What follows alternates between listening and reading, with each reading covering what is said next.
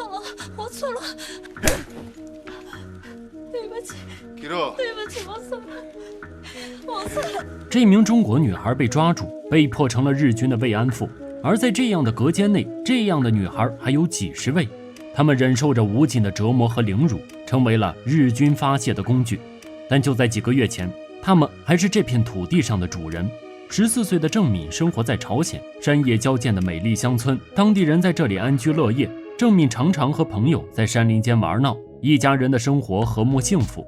这天，郑敏放学回家，看到院里来了几个日本人，父亲在祈求着日本长官什么。见到郑敏的到来，母亲突然变得十分慌乱。日本人问了问他的名字，就要将郑敏直接带走。父亲拼死阻拦，才延缓了一点时间。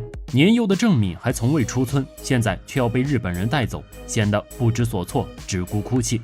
母亲边收拾东西边叮嘱他，不要轻易展露出你会日语。外面日本人不耐烦地催促着。就这样，郑敏被他们带走了。女孩们被带到了一辆列车上，狭小的空间挨坐着几十个女孩，有些还天真的以为是去干活，却不知等待他们的是人间地狱。列车驶过黑夜，到达了一片未知之地。日本兵催促着他们下车，带他们坐上了一辆卡车。长途的奔波使女孩们身心俱疲，她们心情忐忑，沉默无言。她们被集中到一个木屋，白衣男人是朝鲜当地人，是这个木屋的主人。这时他的夫人走了出来，男主人让女孩们叫他妈妈。女人在女孩中挑了半天，停下仔细观察着郑敏，问郑敏今年多少岁。郑敏回答14岁。不想话音刚落，就被日本兵直接架走。他被压到一个高椅子上，日本军医来到他面前，要为他检查身体。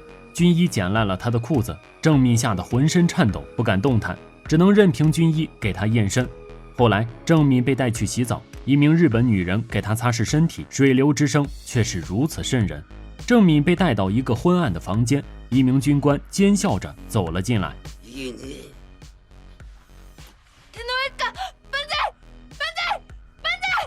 郑敏显然在慌乱中忘了母亲的叮嘱，企图用这种方式避免受到伤害，但军官见状笑得更肆意了。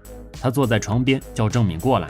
郑敏被军官一触碰，全身犹如触电一般，他不断挣扎哀嚎着，军官按住他，几巴掌打晕，随后脱去衣服，穿上皮靴，对郑敏施展了暴行。之后郑敏被扛着带走，在经过那条昏暗的走廊时，隔间内不断传来女孩的哀嚎。她们有着同样悲惨的命运，在经历这些痛苦和折磨后，女孩们的精神逐渐麻木。这天，日军的阵地被当地革命军偷袭，可来的只是小股部队，打不过日本的正规军，被残暴的日本兵全部杀光。革命军队长被刺刀刺穿，随后还被补了几枪。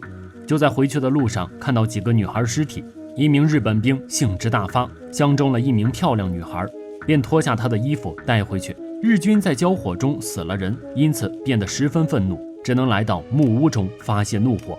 队长对男主人不断发难，对着他厉声咒骂朝鲜人。捡衣服回来的日本兵直奔中国女孩的隔间，要她穿上拿来的这件衣服。抵不住他的胁迫，女孩只能换上死人的衣服，随后任由日本兵发泄兽语。一名年轻的日本兵走进了郑敏的隔间，郑敏对此早已司空见惯，他拖着疲惫的身躯鞠躬说道：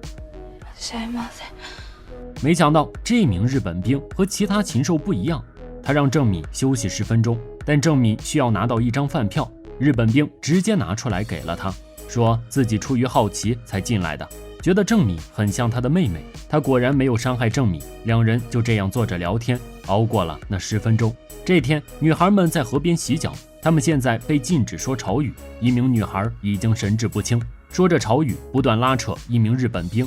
日本兵正想给他一枪托，一名成熟的女孩央求了半天才放过了他们。原来疯女孩的哥哥是革命军，她亲眼看着哥哥被日本人打死，从此就变得神志不清了，甚至见到男人就叫哥哥。日军定时为女孩们检查身体，当然这不是为了女孩们的健康，而是为了日本兵的健康。隔间内的女孩们哭天喊地，有的已经没有眼泪了。这天，法子来了例假，痛苦地躺在床上，却被男主人斥责了一顿，只能忍痛迎接日本兵。日本兵拿皮带鞭打他。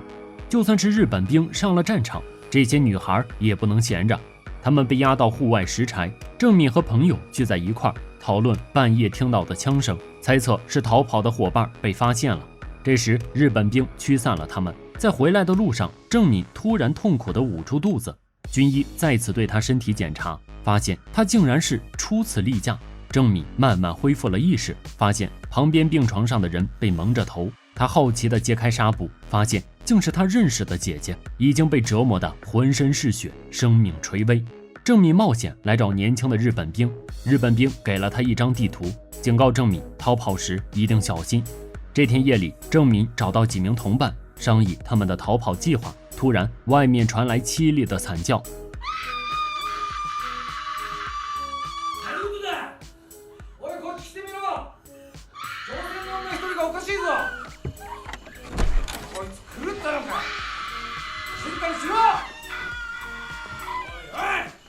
值守的日本兵注意力被叫声吸引过去，正好给了他们可乘之机。郑敏赶紧带着同伴溜出去。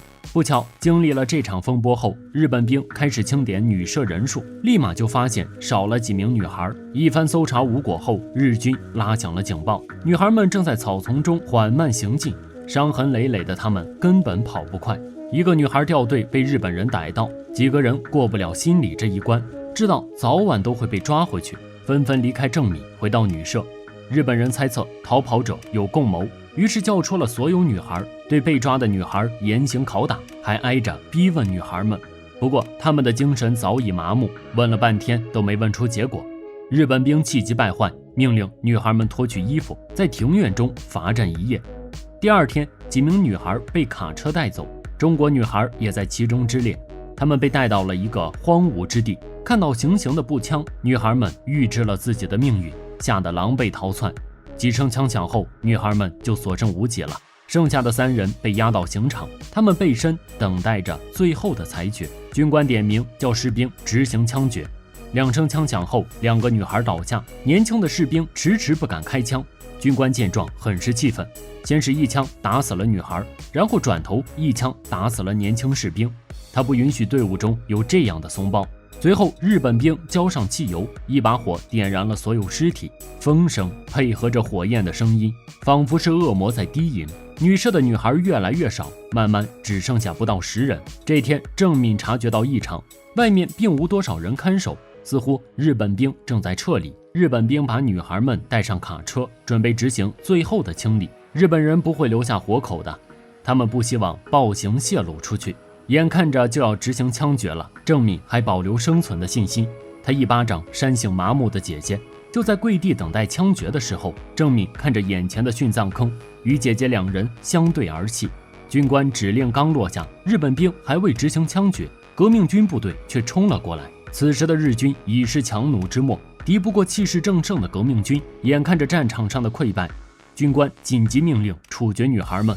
女孩们被吓得四散而逃，还是被日军追上处决。唯有机灵的郑敏带着姐姐逃进了繁茂的草地，却有一名日本兵踉跄着跟了过来。就在挥刀准备处决他们时，一发子弹击倒了日本兵。革命军赶过来营救他们，没想到日本兵爬了起来，再次拿枪对着他们。